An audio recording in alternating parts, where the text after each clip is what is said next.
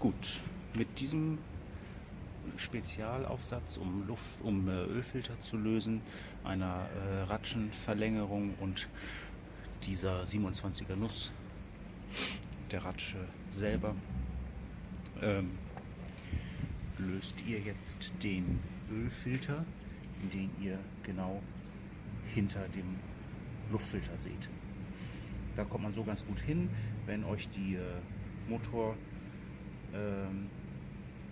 im Weg ist, dann stellt sie einfach höher, damit ihr ein bisschen mehr Platz habt. Beziehungsweise könntet ihr auch den Luftfilter noch abbauen, damit ihr noch mehr Platz habt, aber eigentlich ist es nicht notwendig.